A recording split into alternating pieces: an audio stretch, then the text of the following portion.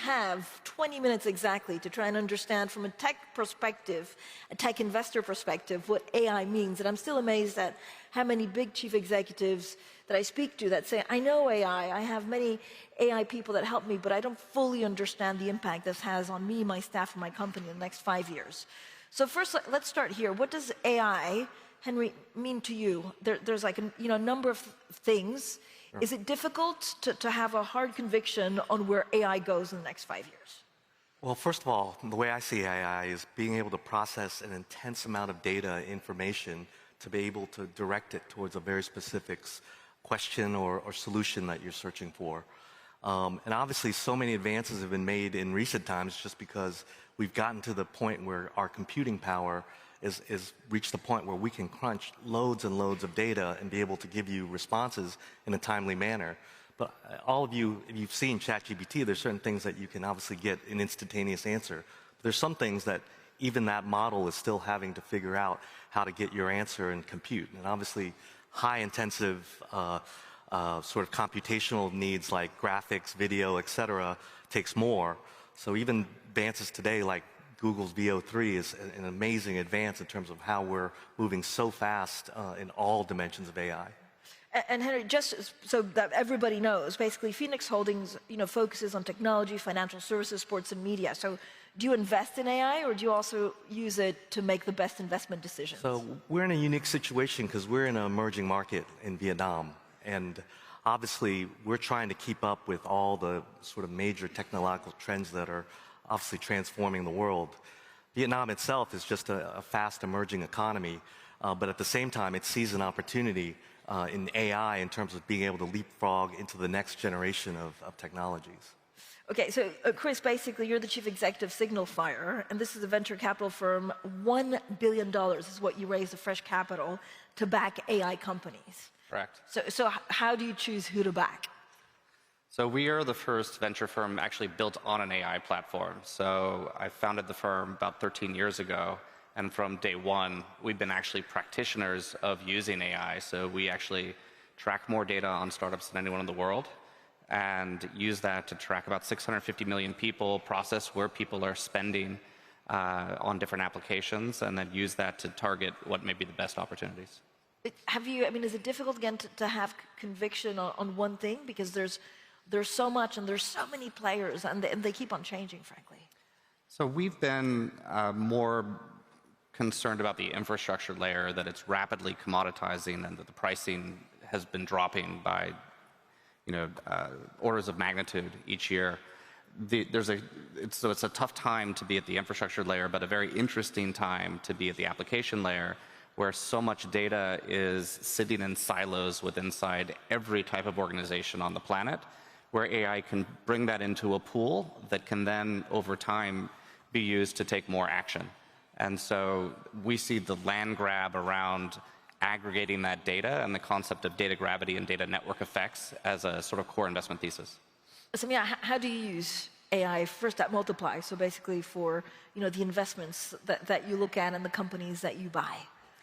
So Multiply does two things, right? We invest in companies, and also after we invest, we move them to our operational arm, in which we start integrating them into our platform in the sectors that we operate in. At the investment stage, for the last maybe few years, we've been doing legal, financial, technical due diligence as we should, but we've recently included AI and cybersecurity that falls under technical due diligence, because it's important for us when we invest in a company to know that this company is optimizing its output and the way it operates. Once the investment is done and moves to our operating group, we use AI across several touch points. First of all, at a board level, we've recently introduced MAI, which is an AI board observer that enhances decision-making, executive decision-making at the level of the board, and also brings more transparency and compliance to the shareholders. We've also integrated multiple AI tools across our financial, legal, recruitment departments, and we've seen a lot of efficiency come out of that. At this level, we've counted efficiency in terms of man-hour, and we've seen 140,000 man-hours saved at this level. But more importantly, so that's for the shared services at Holdco company. But more importantly, across each vertical, it has become more and more interesting and easier for us to use AI tools in order to really extract value and create good savings. In our media vertical, for example, we have 4 companies. Now they talk to each other, now they sell each other's inventory, and also with this AI integration, hyper-targeting the client when we really use the data that we have, anonymize it, and use it to hyper-target clients in media, we've created tangible 17% uplift on the EBITDA of this particular vertical. So this is in general. Also, we have agentic AIs. We have initiatives that empower and actually demand employees to start learning how to better integrate AI tools in their operations. Could I ask each of you actually what AI utopia looks like? Again, like in 4 or 5 years. I mean, the advancement is so fast. We don't really know, and we have valuations of DeepSeek. We don't really know where the best innovators come from or what sticks. We know OpenAI is now looking at possibly doing hardware. Henry, how do you see it? I mean, do you need to have a blueprint of where you think we're in 5 years to be a good investor? Well, look, just to give some perspective, 5 years in terms of AI, we were just talking backstage, ChatGPT just came out about 2.5 years ago. But to all of us, at least I think to many of us who use it, it feels like it's been out forever. It's become an incredibly useful tool on a personal level, but as Samia said, and as Chris has referred to, what's happening already is a lot of functional work that frankly is quite consistent and mechanical, AI is being able to sort of bring efficiency to that. Now the utopia is obviously this next level of how does all of this recursive sort of development and learning that AI is able to do, it starts to create what I'll call, well, we're calling it generative AI, but really becoming creative, right? And not just being an efficiency tool. I think that's the utopia that we're all working towards, and as we get there, I think the sort of horizons open up even larger. I want to actually ask Chris about valuations and whether some of the AI is overhyped, but before we get to that, I'm going to put the audience to work. There's a poll for you. You can also ask questions if you want to our great panelists, but the poll is basically, have you used an AI model in the past 6 months at work? So it can either be personally, whether you used it, or whether within your team or the company have used it. So 1, no, I'm 100% human. 2, yes, and I was open about it. 3, yes, but I also used it secretly.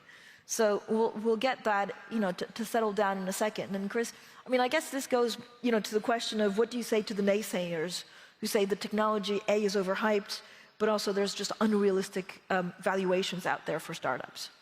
I would say on an absolute basis, as an industry, the potential is unbounded. It's an unbelievably big opportunity. At the micro level of individual companies, there are many, if not the vast majority, are way overhyped.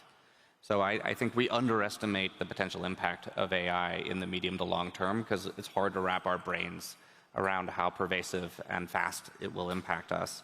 But the hope of some of these companies achieving that, it'll be very difficult and it will take longer in a lot of these areas than people hope. So, it's both at the same time. But does it change everything, or are there specific sectors that will be disrupted, 10 times more? I think the areas that I'm most excited about are in the office of the CFO, back office, administrative compliance, distribution, all sorts of layers where there's just a lot of painful bureaucracy and process and paperwork, and reducing that to free people up to do higher order activities would be my utopia in this, and remove the drudgery of your job and allow you to do the reasons that you took the job in the first place. I think it'll take a number of years to get there, and the challenge will actually be less technological, I think, than restructuring companies and workflows and jobs and that transformation that has to happen in organizations to unlock it. Samia, do you see anything being overhyped? Again, it's interesting how you use it because it is for the, you know, the tasks that doesn't make you dream when you start a new job. Yeah, I agree with Chris. Actually, I'm training the team to start asking themselves before we recruit anybody, is that a task that can be done by AI, or do you really need a human to do it? For the time being, this applies to very junior tasks. On the hyper-evaluation, and it doesn't bother me, I'm not investing in AI companies. I'm investing in solutions, tools, and applications which will enable my team to produce better results, enable our machines to produce better results, and really create more value to our shareholders, which is what I'm here to do.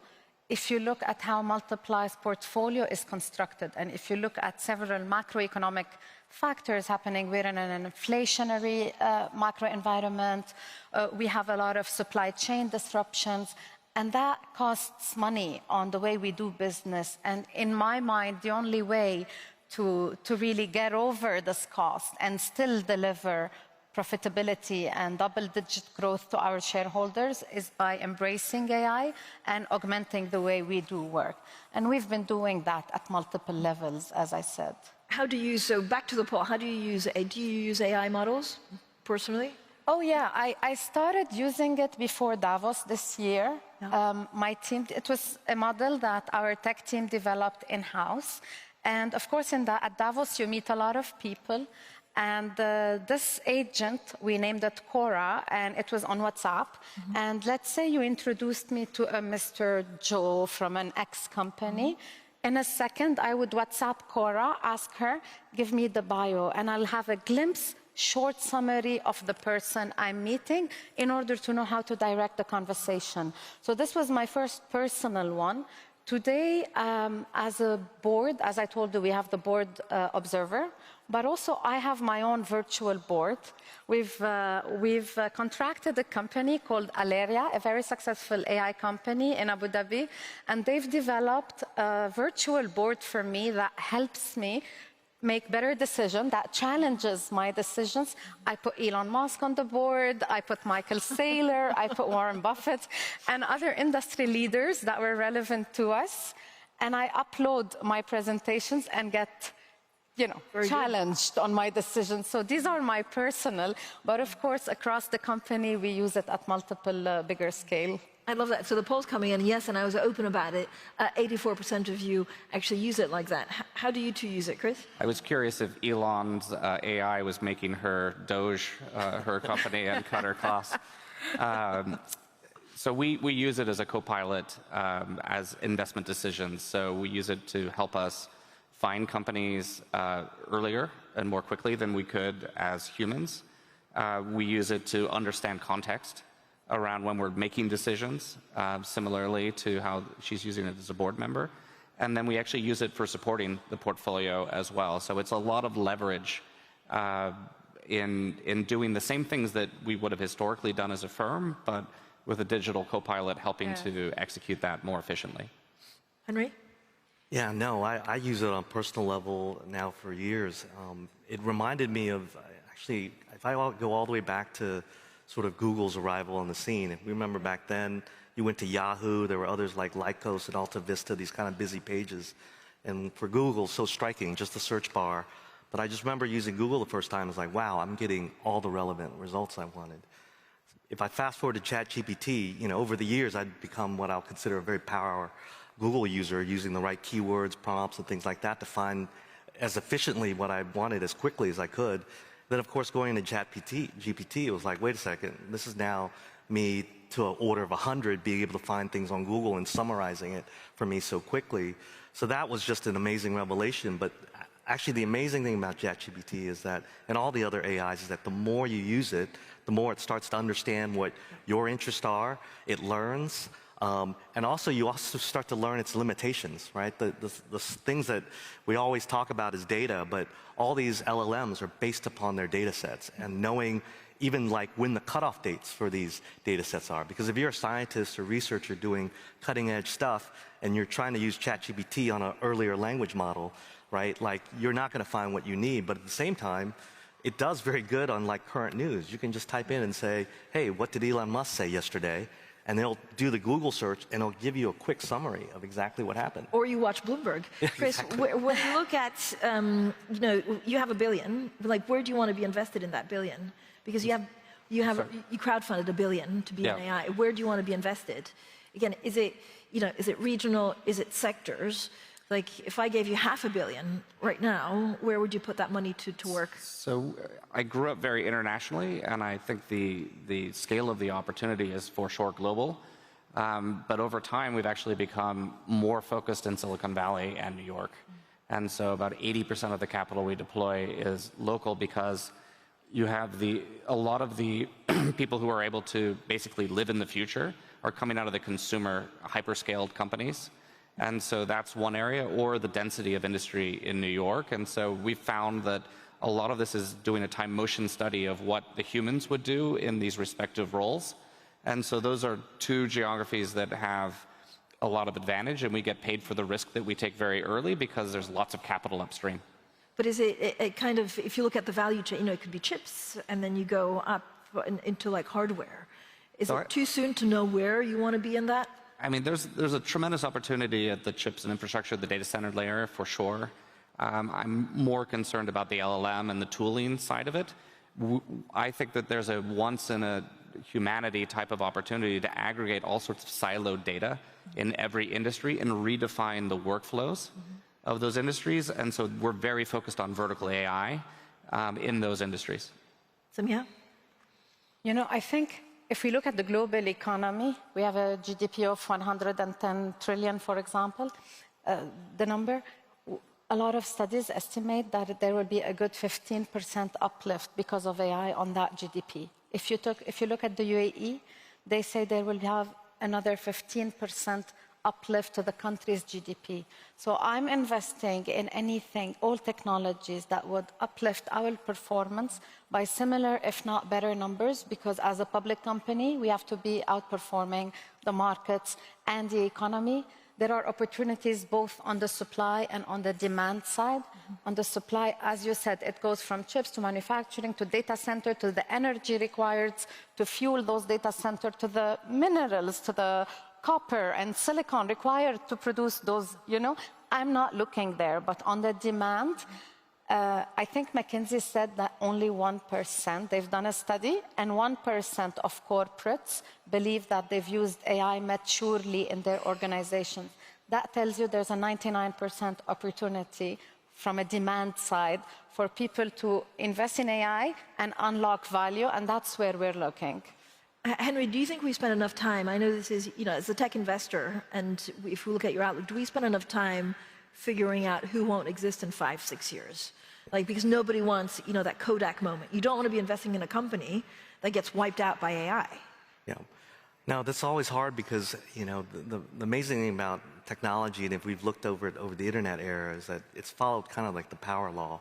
It doesn't seem obvious that there should just be a central place like Amazon where most people buy most goods across categories, right? If you remember the internet boom of the 90s, Pets.com, I mean, they were selling sale equipment. There were all these verticals.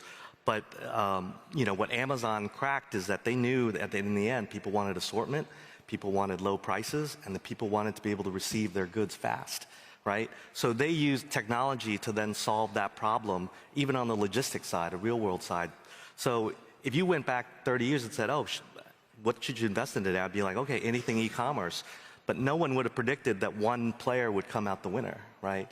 And I think AI, that power law distribution is going to be somewhat similar in that there will be a small number of winners. And I think this is why there's a massive race in terms of raising capital. Yeah. The valuations look silly, but if you think about what the prize is when you win, yeah, these entry valuations don't seem silly, right? So in some ways, as an investor, you know, if I look at it from my micro scale, I'm looking at it in an emerging market or in a region like Vietnam or Southeast Asia. What will all these massive changes in AI do be adapted by local businesses, parties, or sectors that will let them be winners in their market or in the global market? I have a different perspective. I think on the infrastructure layer, and particularly the hyperscalers, there will be a consolidation because it takes so much capital to do it. I think there's going to be thousands of winners in almost every industry vertical. The sales force isn't at risk against an AI sales force.